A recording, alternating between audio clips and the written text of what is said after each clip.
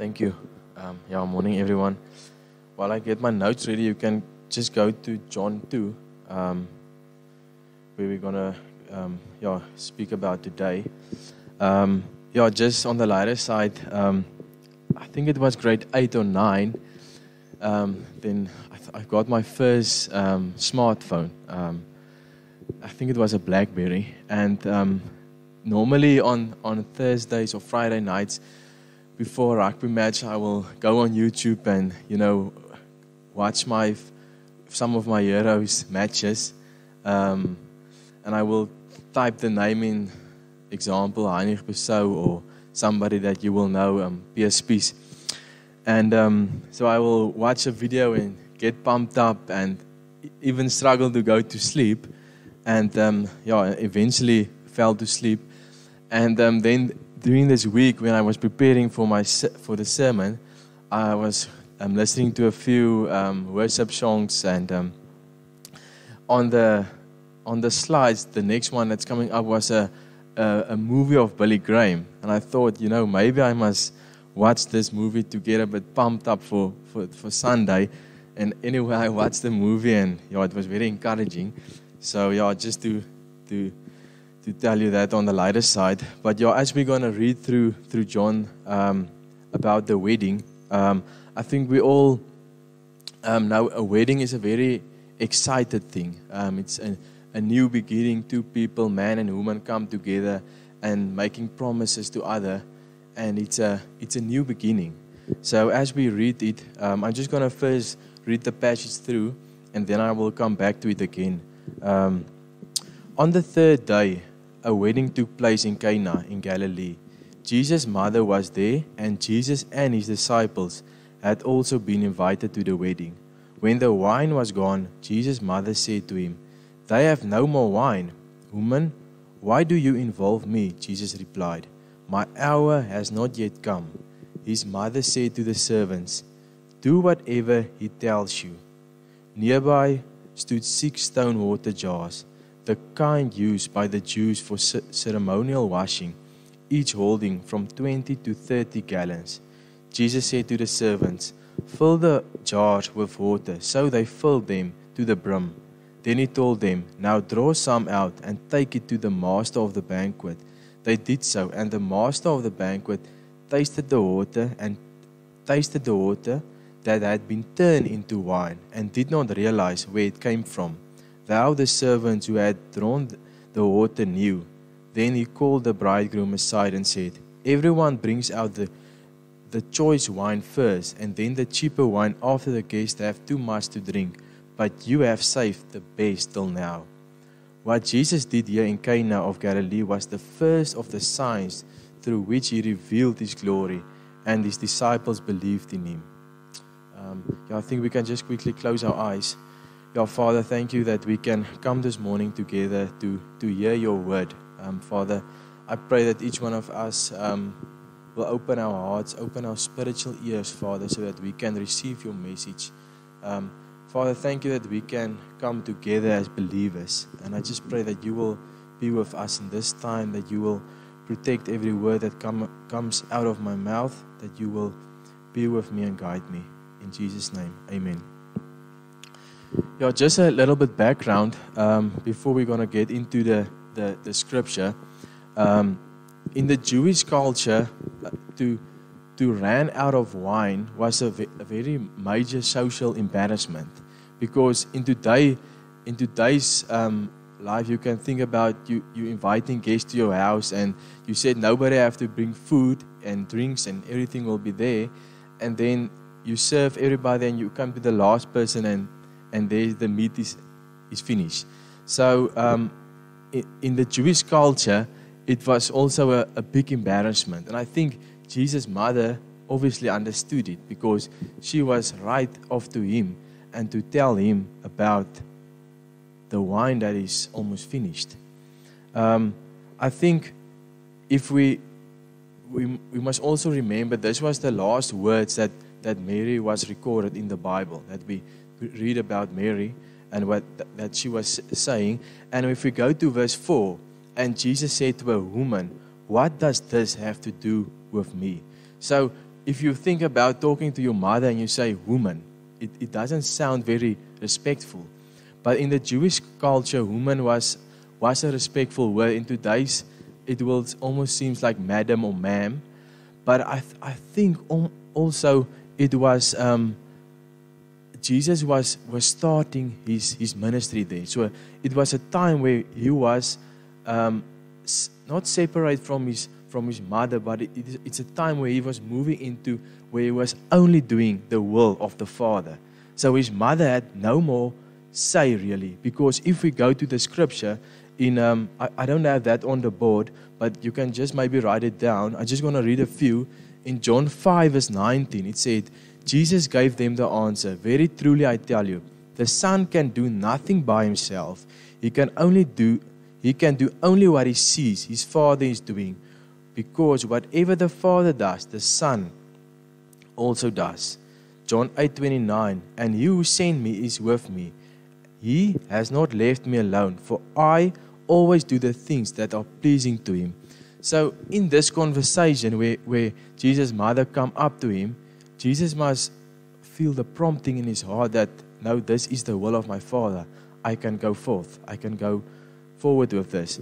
So I think just the words that Jesus' mother told to the servants is, his mother said to the servants, do whatever he tells you to do. In Greek, the word whatever means anything and everything he tells you to do. Just do it. It means no limits, no boundaries, and no exceptions. So, do anything and everything Jesus commands you to do. That command has not changed today. It's for you and me exactly the same. Do whatever Jesus tells you to do. So it's time for you and me, for us as church, to do whatever Jesus is telling us to do.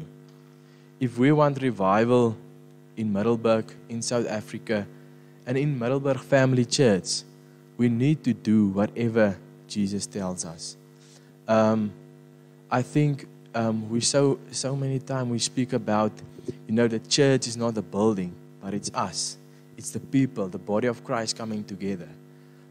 And that is so true. We are the church, but it's time that the church are doing whatever Jesus tells them to do. So I just want to encourage you to open your hearts and open your spiritual ears as we prayed. So listen, maybe through the service, what Jesus wants to tell you.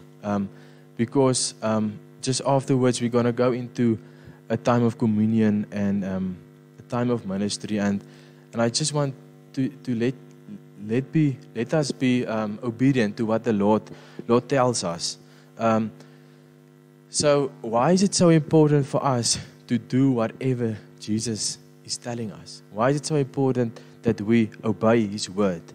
Obedience is a natural expression of love for God, showing that we desire Him and that we want to please Him.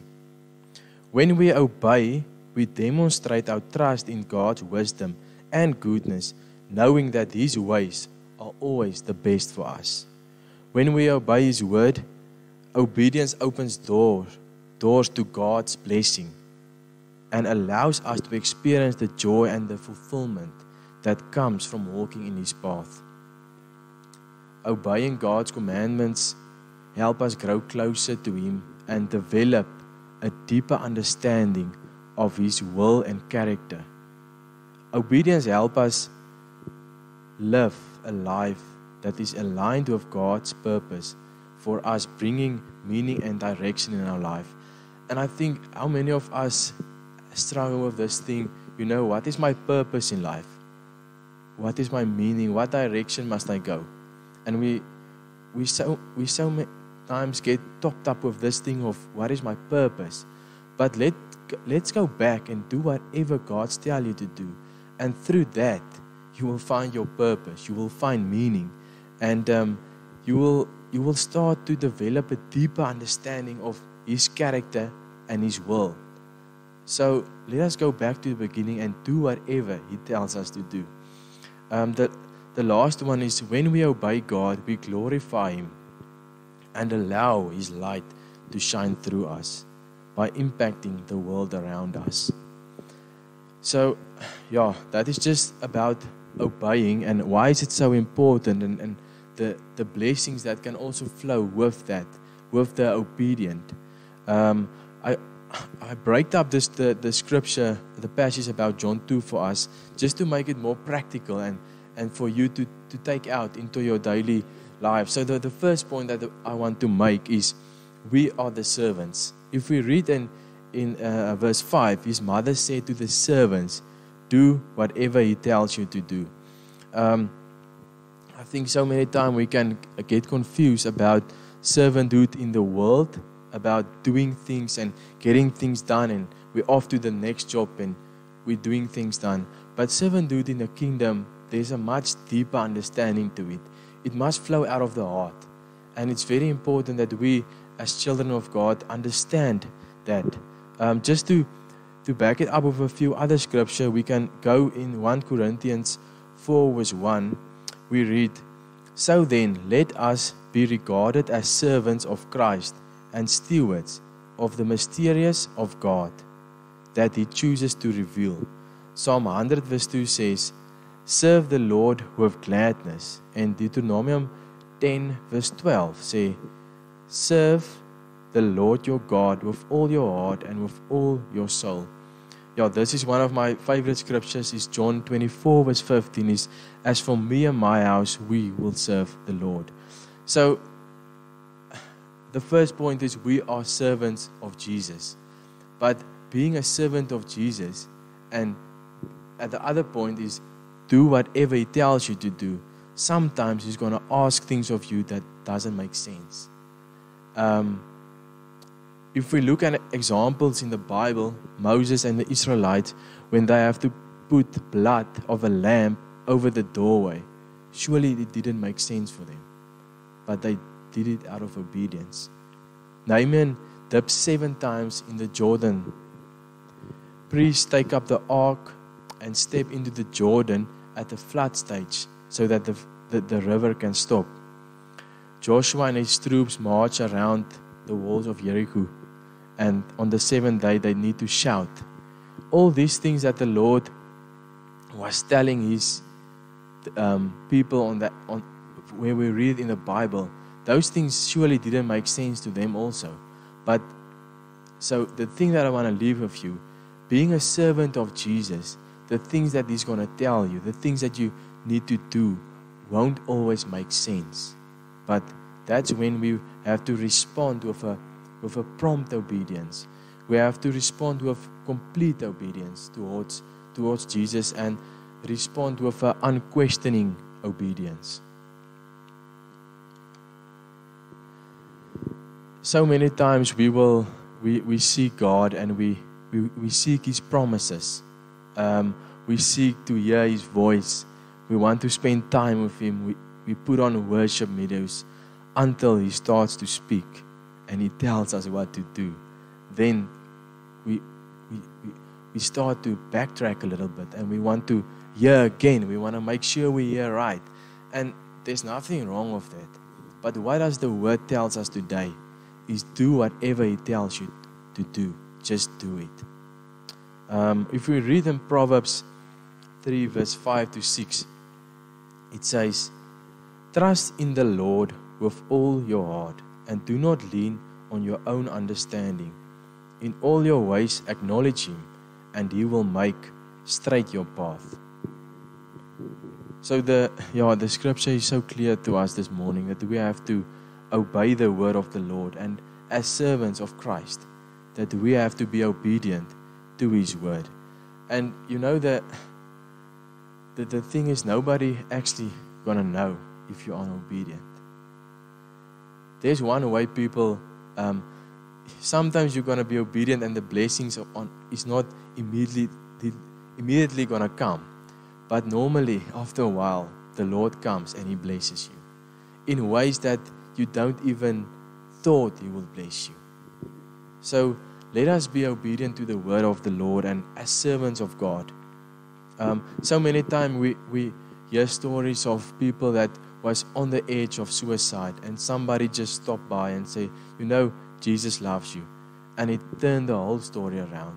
So it's those small things of obedience that we have to do as Christians. I'm going to read further. Now there were 6 stone water pots set here to the Jewish custom of purification, the ceremonial washing, containing 20 or 30 gallons each. That's about, I think in the Afrikaans Bible, it's about 100 liters.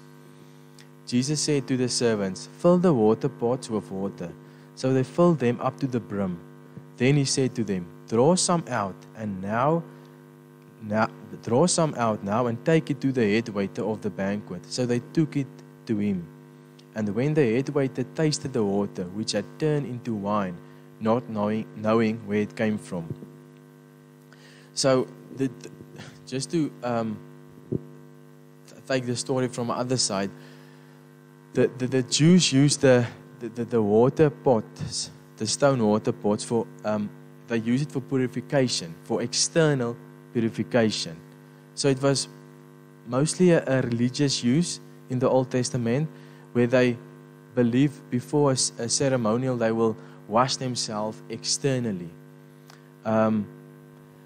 If we see the miracle that Jesus did here, why didn't he just took the old wineskins and just miraculously fill them up with wine, and nobody would even know it? But Jesus instead, he took the 6 empty water pots and he ordered the servants to fill them up with water. You see, the number 6 in the Bible is incomplete. 7 is God's complete number. 6 in the Bible is symbolic of man, of human. Man was created on the 6th day and was incomplete with the 7th day of rest. Jesus took this 6 incomplete jars to do a complete work. You see, Jesus was trying to communicate a way different message that we just read briefly about turning water into wine. In the New Testament, wine and Jesus' blood, it's a demonstration of Jesus' blood that come and washes our sin away. So Jesus was trying to communicate with me and you today that the only way that we can be cleansing is cleansing through our heart. And each one of us need that in this morning. The cleaning of our heart can only come through the blood sacrifice that Jesus made on the cross. The Jews used these water pots for external purification and religious use. And Jesus came and he used this incomplete number and do a complete work through the miracle. So for so many times we wonder, I'm not the 7, I'm still a 6. I don't pray enough, I don't read my Bible enough. I'm still swearing during the week, and there's a lot of things that I do wrong, and I'm not ready yet. The thing is, the only thing that Jesus wants from you and me is to be available, so that He can turn your incompleteness into the completeness that He has for you here on earth. So all that He wants this morning from you is your availability. Are you available that He can do a complete work through you? We all have that emptiness that water pot holds in, and we all have the water inside of us. But the only way that we can turn that water into wine, into the blood that Jesus has died on the cross for you and me, is as we be available for Him and do whatever He tells you to do. 2 Corinthians 12 verse 9 we read, "My grace is sufficient for you, for my power is made perfect in weakness." If we read further, I'm just going to read from verse 9, and the last point I want to make is Jesus always leaves the best for last. When the master of the feast tasted the water, now become wine, and did not know where it came from, though the servant who had drawn the water knew, the master of the feast feast called the bridegroom and said to him, Everyone serves the good wine first, and when people have drunk freely, then the poor wine, but you kept the good wine until now. I think so many times Jesus asks us to take the water to someone, and we can't see the miracle yet, and we first want to taste the water. But that isn't what he tells us. The servants here didn't do it. They took the water just about obedience because they are servants. And for you and me in our Christian life, it's also the same. Jesus will trust you with something, and he will tell you to go and give it to someone, and then you just have to be obedient. So many times we want to stop and you make sure, is this the right thing? But just do whatever he tells you to do.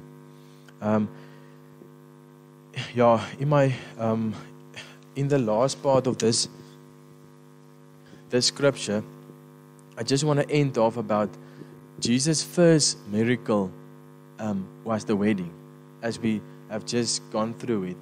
But if we read in Revelations, the last time we read about a wedding in the Bible is in Revelations 19 from verse 6 to 9, the marriage supper of the Lamb. Then I heard what seems to be the voice of a great multitude. Sorry, it's not on the screen. I put it on a bit later, but it's Revelations 19 verse 6 to 9. It says, Then I heard what seems to be the voice of a great multitude, like the roar of many waters, and like the sound of a mighty peals of thunder, crying out, Hallelujah, for the Lord our God, the Almighty reigns. Let us rejoice and exult and give him the glory, for the marriage of the Lamb has come, and his bride has made herself ready.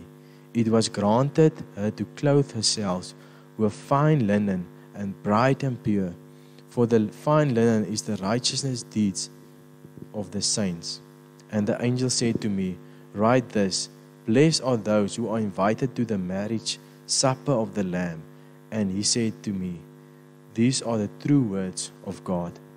So it was for me so wonderful to see Jesus' first miracle was in a wedding.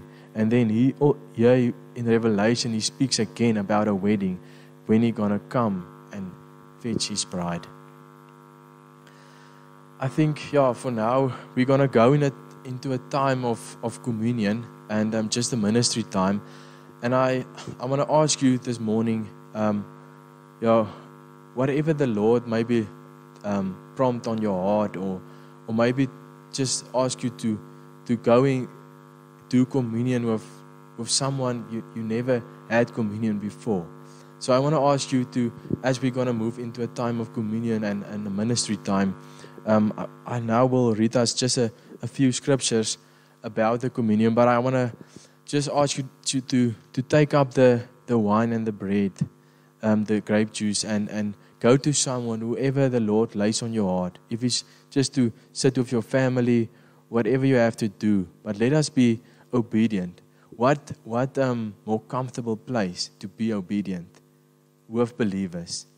When you go out into the world and things are getting more difficult to be obedient. So let us start practicing it here, to do whatever the Lord tells us amongst believers, amongst our family. So the scripture I just want to read before we're going to go into communion is in 1 Corinthians 10, verse 16 to 17. The cup of blessing that we bless, is it not a participation in the blood of Christ? The bread that we break, is it not a participation in the body of Christ? Because there is one bread, we who are many are one body, for we all partake of the one bread. 1 Corinthians 11, from 23 to 26. For I received from the Lord that I also delivered to you, that the Lord Jesus, on the night when he was betrayed, took bread, and when he had given thanks, he broke it and said, This is my body, which is for you. Do this in remembrance of me. In the same way also he took up the cup after supper, saying, This cup is a new covenant in my blood. Do this as often as you drink it in remembrance of me. For as often as you eat this bread and drink the cup, you proclaim the Lord's death until he comes. So I'm going to allow a time of communion, and just whoever you want to break bread with and took the grape juice with, and let us just allow the Holy Spirit to come into our hearts and to use this time for his glory. Thank you.